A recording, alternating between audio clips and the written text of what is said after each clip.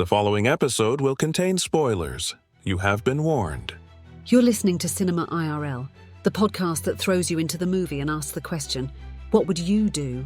And now, Cinema IRL. I wish I could switch places for just one day. What would you do? Put yourself in my shoes. How do we handle this? What would you do? Put yourself in my position. What would you do? Now it's your turn. It's a bird. No, it's a plane. No, it's a big wad of cash. What? Summer blockbusters. Oh. Like, seriously, I feel like this movie was showing on half the screens at the cinema. Like, and a lot of them were sold out or nearly sold out. Yeah, when you think of summer blockbuster, Jurassic Park, which is out right now, and Superman, those are big summer movies. Oh, yeah, no, definitely between those two, it's like half the screens or more. And this is half the screens in like a 16 or 18 theater. It's crazy. Yeah, definitely, in all the different versions. And we were fortunate enough to see Superman in 3D. Yes. Yes, so we got to see Crypto, the dog, bouncing around in all his glory in 3D. Crypto is not a good boy. I mean, he's helpful, but he's not a good boy. He's adorable. All right. When Superman gets drawn into conflicts at home and abroad, his actions are questioned, giving tech billionaire Lex Luthor the opportunity to get the Man of Steel out of the way for good. Will intrepid reporter Lois Lane and Superman's four-legged companion Crypto be able to help him before it's too late? Superman. All righty. So we have the Man of Steel, who is faced with not only very strange creatures at home, like the big monster that kept growing, and had the three, not layers, three sets of teeth deep into his mouth. Yeah. And then you also have a political conflict that he inserted himself into without talking to the political leaders in that region, which he's getting some slack for. And then, of course, you have Lex Luthor, who is always at his bald and brilliant self, who is trying to take over the world, become all-powerful, and to take out Superman. Yeah. It was interesting because I remember the old Superman movies and Lex Luthor and... And I watched Smallville. I'm not always... Wow, we weren't talking to you, Alexa. So I remember... I'm not always familiar with all of the superhero movies, but I did watch Smallville, so I'm more familiar with this story than most. Yeah, as a male youth, I mean, comic books were things that I got thrust in front of me. I know more about Marvel than I do DC, for sure. There were definitely characters in here. I'm like, I don't know who that was.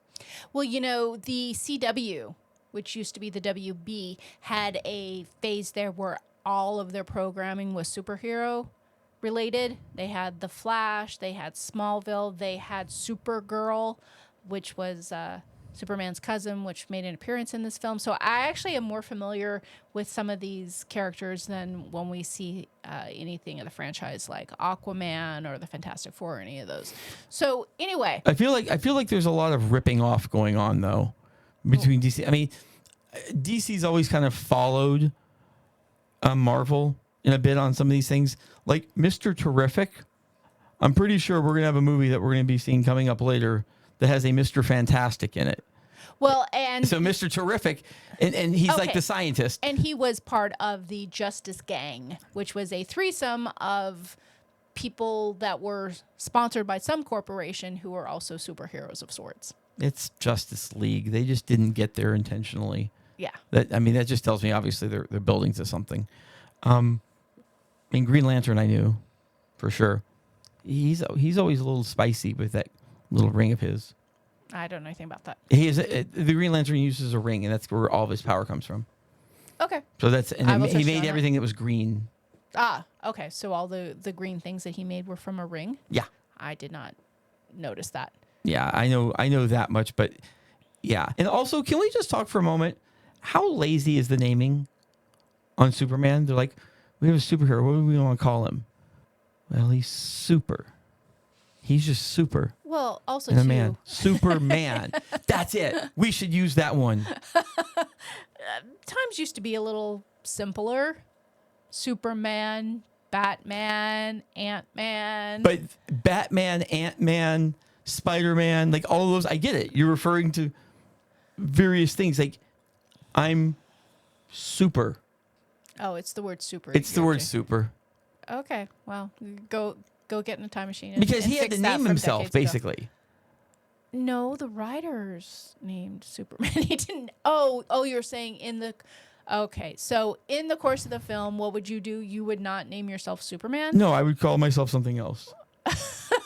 Okay, well, this is an interesting. What would you do? So, if you had superpowers because you were from an alien planet and you were on Earth and you wanted to help the people, you would not name yourself Superman. You would name yourself. Oh, no, I'm not saying I know what I'd name myself.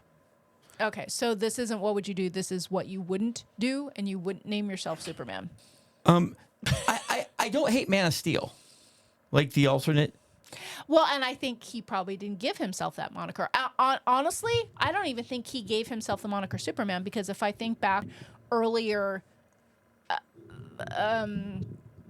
versions, what's the word I'm looking for? Earlier iterations of this franchise and film, he didn't name himself. Didn't they get it's a bird, it's a plane, it's Superman? The public named him He's Superman. got a big damn S on his chest. Well, yeah, once people started calling him that, then he was like, oh, yeah, I should put an S on my chest.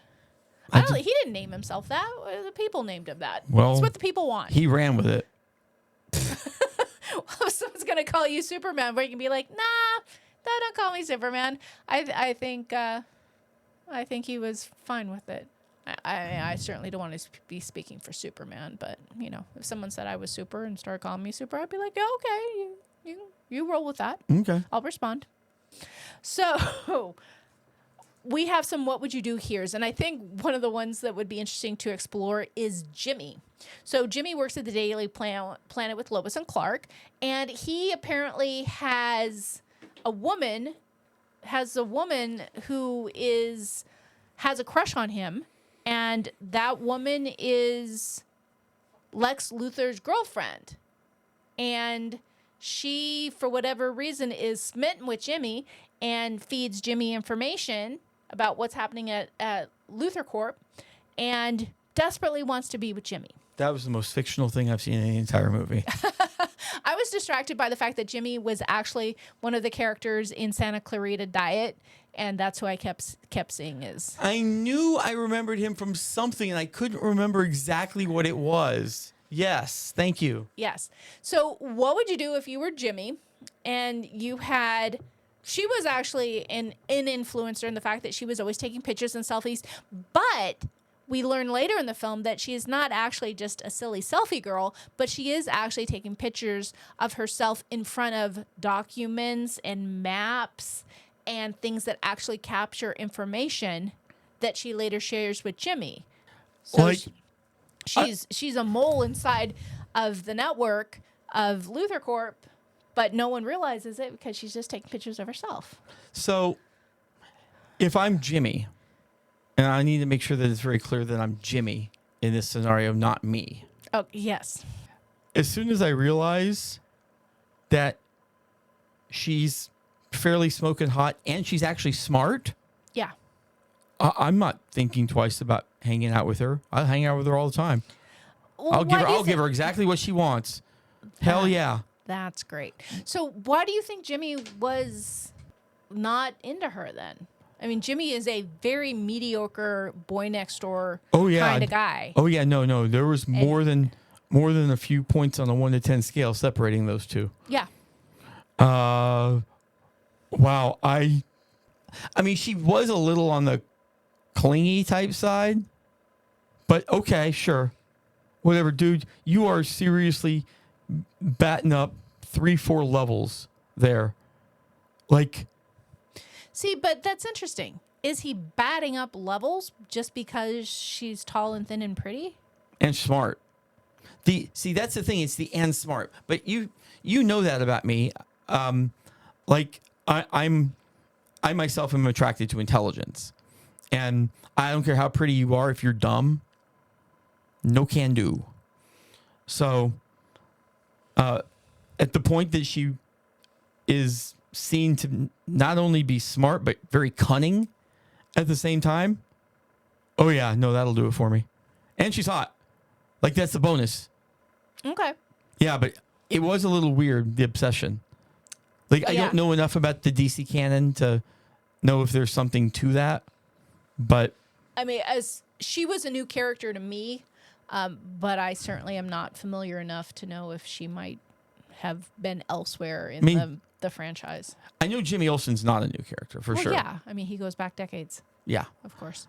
So what would you do if you had to foster a super mutt like Crypto, which turns out it was Supergirl's dog, and Superman watches Crypto when Supergirl is out on other planets partying because apparently they can't get drunk on Earth, so she has to go to other planets to have a good time. He was adorable. He was adorable, but he was a terror. Yeah. But at times that was a good thing. Yeah. Most of the time, He didn't not. mind very but well. does not well behaved. Not well behaved. I've had dogs like Crypto. That could drag you. Well, not that could drag me, because again, super dog, but ones that just kind of didn't pay attention. Crypto was just very excitable, and Oh yeah, he was.